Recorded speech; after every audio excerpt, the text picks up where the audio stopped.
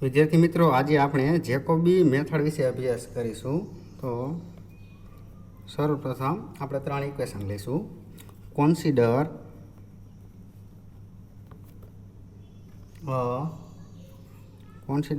The following system of equation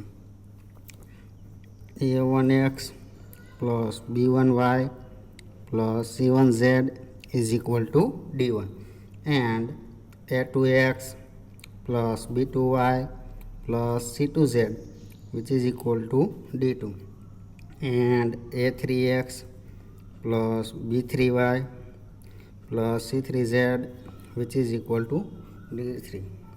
Equation number 1, 2 and 3. Jacobi method apply ક્યારે કરી શકાય તે માટેની એક કન્ડિશન છે કે આ ઇક્વેશનની ડાયાગોનલ વેલ્યુ બાકીની બે વેલ્યુના સરવાળા કરતાં હંમેશા વધારે હોવી જોઈએ। Means let mod of a1 is greater than b1 plus mod of c1। Similarly હવે આની ડાયાગોનલ વેલ્યુ a1 થશે ઇક્વેશન નંબર 1ની। એવી જ રીતે ઇક્વેશન નંબર 2ની ડાયાગોનલ વેલ્યુ કઈ થશે b2 ઓલવેઝ ગ્રેટર ધેન હોવી જોઈએ a2 પ્લસ c2। એવી જ રીતે થર્ડ ઇક્વેશનની ડાયાગોનલ વેલ્યુ થશે c3 એ ગ્રેટર ધેન હોવી જોઈએ a3 પ્લસ b3। જો આ ડાયાગોનલ વેલ્યુ વધારે થતી ન હોય તો ઇક્વેશનને ઇન્ટરચેન્જ કરી અને વેલ્યુ મેળવી શકાય। અને લખવું હોય તો that is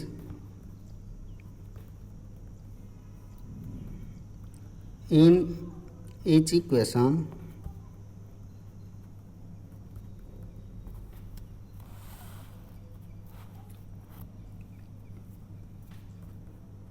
the coefficient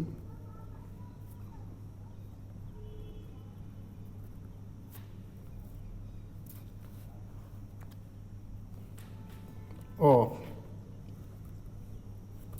diagonal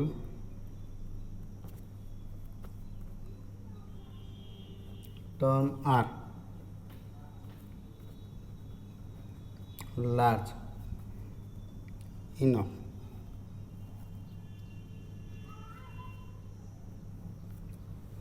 now solving this equation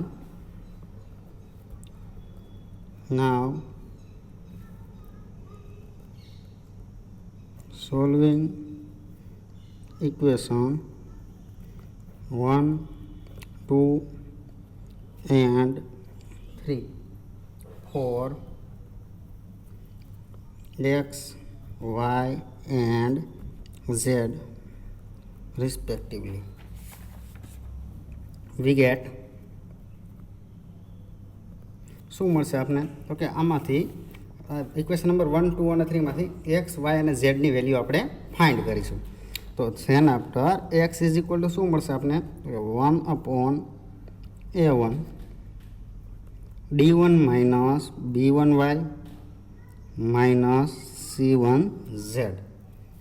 Similarly y is equal to 1/b2 d2 minus a2x minus c2z and z equal to 1/c3 d3 minus a3x minus b3y। આને number આપી દઈશું આપણે equation number 4, 5 and 6।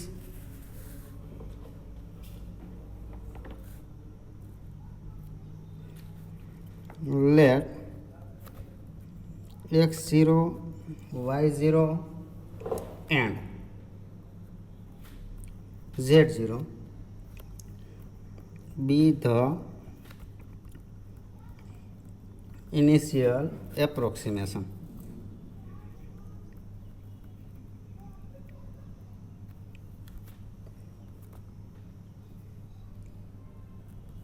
of the unknown.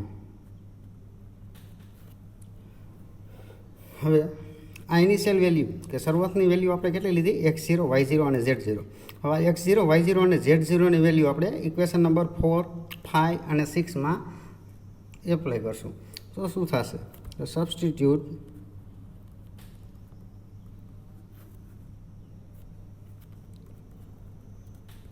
this on right hand side of equation 4 5 and equation number 6. તો આપણે x0 y0 અને z0 initial value છે કે x equal two x0 y equal two y0 and z equal two z0 આપણે equation number 4 5 અને 6માં put કરીશું. એટલા માટે આપણે વેલ્યુ મળશે. આપણે વેલ્યુ જે પુટ કરીશું એમને આપણે નામ આપી દઈએ first approximation. So there is first approximation એટલે એક્સ ઇક્વલ ટુ આપણે લેશું x1. So there is a 1/a1 કાઉન્સમાં d1 minus b1 y0 minus c1 z0 value મળશે. એવી જ રીતે y2 is equal two first approximation છે એટલા માટે આપણે બધાને વેલ્યુ x1 y1 અને z1 1/b2 d2 minus a2x0 minus c2 z0. Similarly, z1 is equal to 1/c3 d3 minus a3x0 minus b3y0. So, હવે આપણે શું કરીશું તો કે x1 y1 અને z1 ની વેલ્યુ આપણે ઇક્વેશન નંબર 4 5 અને 6માં x equal two x1 y equal to y1 and z equal to z1 value put કરીશું. તો substitute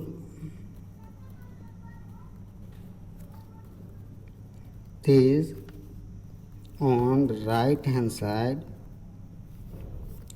of equation 4 5 and 6 we get આપણે જે વેલ્યુ હવે x equal two x1 y is equal to y1 અને z equal to z1 value put કરીશું એમને આપણે એ પ્રોસેસને નામ આપી દઈએ સેકન્ડ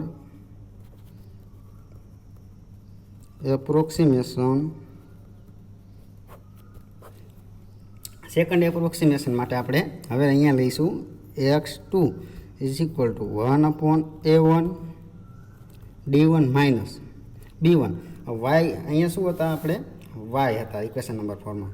તો yની જગ્યાએ આપણે ફર્સ્ટ એપ્રોક્સિમેશનમાં y ઇક્વલ ટુ કેટલી વેલ્યુ મૂકી y0. એવી જ રીતે હવે આપણે સેકન્ડ એપ્રોક્સિમેશનમાં y ઇઝ ઇક્વલ ટુ કેટલી વેલ્યુ પુટ કરીશું y1 and c1 z equal to z1. Similarly y2 which is equal to 1/b2 d2 minus a2 x equal to x1 and c2 z equal to z1 and z2 which is equal to 1/c3 multiplied by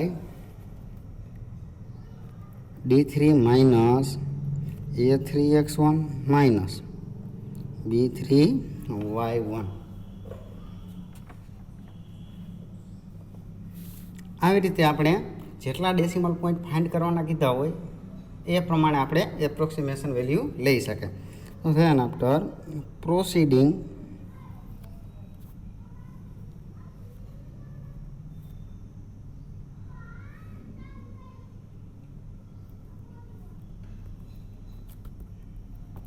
in the same way if XR, YR and ZR are the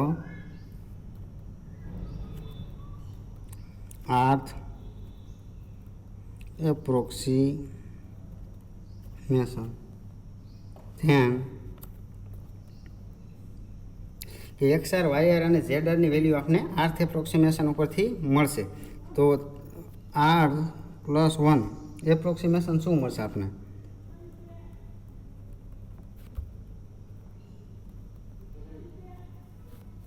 x R plus 1 which is equal to, હવે અહીંયા x2 હતા ત્યારે આપણે શું value મળતી હતી? 1/a1 d1 minus અહીંયા કેટલા મળતા હતા આપણે? b1 y 2 હતા ત્યારે અહીંયા 1 1 મળે, 2 હોય ત્યારે 1 1 મળે. તો r પ્લસ 1 છે ત્યારે શું મળશે? તો 1/a1 d1 minus b1 yr minus c1 zr. એવી જ રીતે y r plus 1 is equal two 1/b1 d2 minus a2 xr minus c2 zr. Similarly zr plus 1 is equal two, sorry અહીંયા આવશે b2 d3 minus a3 xr minus b3 yr. આ process આપણે ક્યાં સુધી ચાલુ રાખશું? તો કે જ્યાં સુધી આપણે એપ્રોક્સિમેશન વેલ્યુ મળે નહીં ત્યાં સુધી. The process is continue till convergence secured.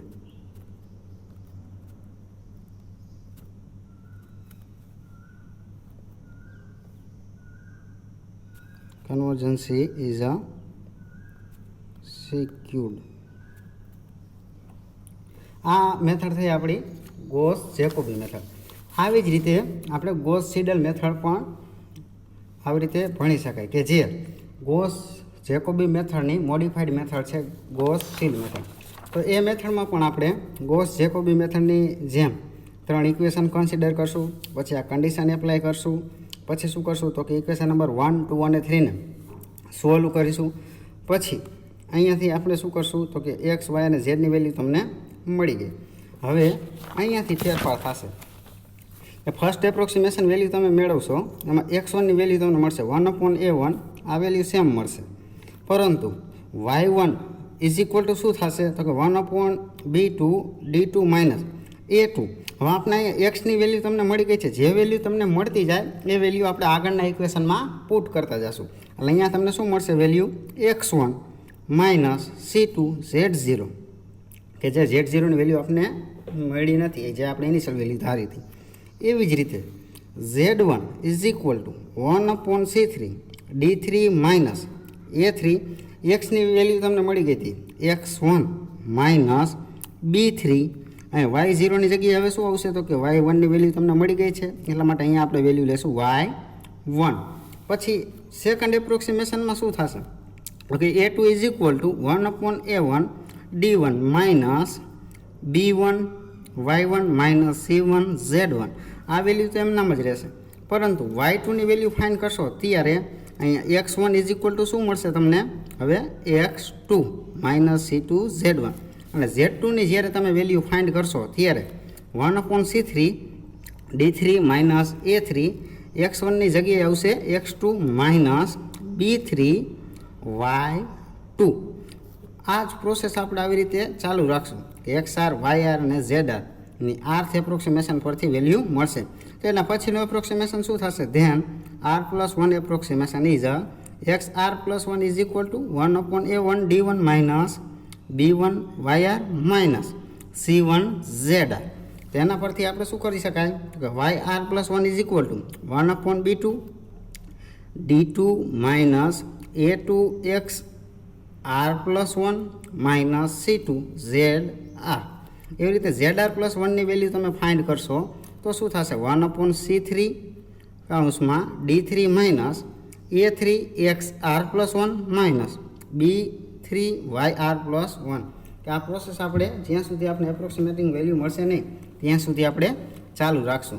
ખાલી તફાવત શું છે ગોસ જેકોબી મેથડમાં આપણે આ બધી value initial value x equal two x0, y equal two y0 અને z ઇક્વલ ટુ z0 કે જે આપણે આગળના ફર્સ્ટ એપ્રોક્સિમેશનમાં પુટ કરીએ છીએ. પછી સેકન્ડ એપ્રોક્સિમેશનમાં શું કરશું વેલ્યુ કે ફર્સ્ટ એપ્રોક્સિમેશનમાં જે વેલ્યુ મળેલી છે એ જ વેલ્યુ આપણે આમાં ડાયરેક્ટ પુટ કરીએ છીએ. કે સેકન્ડ એપ્રોક્સિમેશનમાં x2ની વેલ્યુ મળી ગઈ છે તો આપણે તે વેલ્યુ આપણે ગોસ જેકોબી મેથડમાં પુટ કરતા નથી. જ્યારે ગોસ શિલ્ડ મેથડમાં આપણે શું કરીશું તો કે ફર્સ્ટ એપ્રોક્સિમેશનમાં x1ની વેલ્યુ મળી ગઈ તો જ્યારે y1ની વેલ્યુ ફાઇન્ડ કરશું ત્યારે શું કરશું તો કે 1/b2 d2 માઇનસ કે એક્સની જગ્યાએ હવે x1ની વેલ્યુ તમને મળી ગઈ છે તો અહીંયા x0 વેલ્યુ પુટ કરશું નહીં. તો એની જગ્યાએ આપણે કઈ વેલ્યુ પુટ કરીશું x ઇક્વલ ટુ x1. એવી જ રીતે ઝેડની વેલ્યુ આપણે પુટ કરીશું ત્યારે આપણે શું કરીશું તો કે z ઇક્વલ ટુ z1. એના ફર્સ્ટ એપ્રોક્સિમેશન અહીંયા સુધી બધું સેમ મળશે. પછી હવે ફર્સ્ટ એપ્રોક્સિમેશનમાં કેવી રીતે વેલ્યુ મળશે તો ફર્સ્ટ એપ્રોક્સિમેશન ગોસ સિડલ મેથડનું શું થશે આગળની પ્રોસેસ તમને બતાવીએ ત્યાં સુધી અહીંયા સુધીની શું રહેશે ગોસ જેકોબી મેથડની અહીંયા સુધીની પ્રોસેસ સેમ રહેશે. હવે આગળની પ્રોસેસ ગોસ સિડલ મેથડમાં શું થશે તેમાં શું મળશે તમને ફર્સ્ટ એપ્રોક્સિમેશન તમને શું મળશે તો એમાં આપણે સબસ્ટિટ્યૂટ વેલ્યુ કરશું. કઈ કરશું કે સબસ્ટિટ્યૂટ પહેલાં તો સર્વપ્રથમ આપણે એક્સની વેલ્યુ ફાઇન્ડ કરશું x1ની તો એ શું આવશે 1/a1 કૌંસમાં d1 minus b1 y0 means y is equal two આપણે કેટલી વેલ્યુ પુટ કરી y is equal two y0 and z equal two z0 in equation number 4 minus c1 z0. Similarly બીજા ઇક્વેશનમાં આપણે કેટલી વેલ્યુ ફાઇન્ડ કરશું substitute હવે આપણે x equal to કેટલી વેલ્યુ પુટ કરશું x1 કે જે વેલ્યુ આપણે મળી ગઈ છે and z equal two z0 in equation number 5. તો તમને ઇક્વેશન શું મળશે y1 is equal two 1/b2 d2 minus a2x1 minus c2 z0. હવે આપણે ઝેડની વેલ્યુ ફાઇન્ડ કરશું ત્યારે કેટલી વેલ્યુ પુટ કરીશું substitute x equal two x1 and y is equal to y1 in equation number 6. તો તમને શું મળશે value z1 is equal to 1/c3 d3 minus a3x1 minus b3y1. આ ફર્સ્ટ એપ્રોક્સિમેશન. આવી જ રીતે તમને સેકન્ડ એપ્રોક્સિમેશનમાં શું કરશો તો કે પહેલાં તમે કેટલી વેલ્યુ પુટ કરીશો substitute y is equal to y1 and x equal to z equal to z1 put કરશો કયા ઇક્વેશનમાં ઇન ઇક્વેશન નંબર 4. પછીના ઇક્વેશનમાં x2 ઇઝ ઇક્વલ ટુ તમને અહીંયા ઇક્વેશન મળશે. એવી જ રીતે હવે આપણે y2ની વેલ્યુ જ્યારે ફાઇન્ડ કરીશું ત્યારે તમે કઈ વેલ્યુ પુટ કરશો તો કે x ઇક્વલ ટુ કેટલી વેલ્યુ પુટ કરીશો x2 and z equal to z1 in equation number 5. અને આવી જ રીતે તમે કેની વેલ્યુ ફાઇન્ડ કરશો z2ની વેલ્યુ જ્યારે ફાઇન્ડ કરશો ત્યારે x ઇક્વલ ટુ કેટલા ફાઇન્ડ કરશો x2 and y is equal two y2 value તમે ઇક્વેશન નંબર 6માં પુટ કરશો. એટલામાં તમને ફર્સ્ટ સેકન્ડ અને થર્ડ એપ્રોક્સિમેશન વેલ્યુ મળી જશે. અને એવી જ રીતે આમાં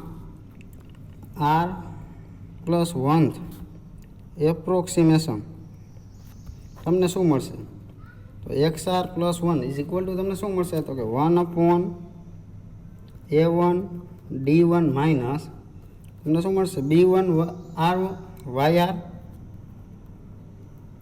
માઇનસ c1 zr. પછી શું કરશો હવે વાયની વેલ્યુ જ્યારે પુટ કરશો ત્યારે એક્સ ઇક્વલ ટુ કેટલા મૂકશો XR+1 and Z equal to ZR.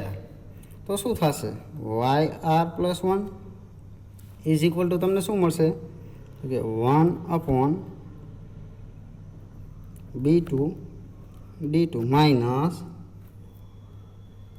A2 XR+1 minus C2 ZR.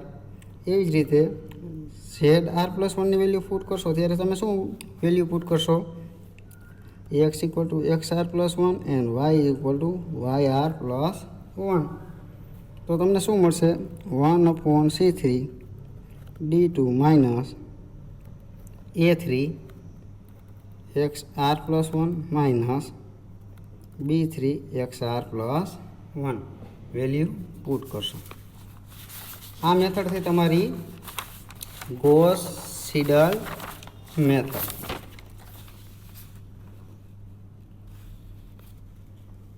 આજે આપણે ગોસ જેકોબી મેથડ વિશે અભ્યાસ કર્યો અને ગોસ સીડલ મેથડ વિશે અભ્યાસ કર્યો કે જે ગોસ જેકોબી મેથડની મોડિફાઈડ મેથડ છે ગોસ સીડલ, કે જેમાં જેમ વેલ્યુ તમને ઇક્વેશનમાં મળતી જાય એમ આગળના ઇક્વેશનમાં તે વેલ્યુ આપણે પુટ કરવાની થાય. તો આજે આપણે આ બે મેથડ વિશે અભ્યાસ કરીશું કે જે બંને મેથડ કેની મેથડ છે ઇટરેટિવ મેથડ છે.